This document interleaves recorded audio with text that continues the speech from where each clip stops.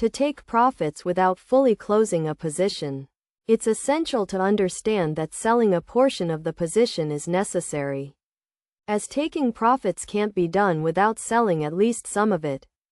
The process begins by accessing the portfolio, where all owned stocks and cryptocurrencies are listed. From there, select the specific stock or cryptocurrency for which you want to partially close the position. This will display all the positions you've purchased for that particular asset.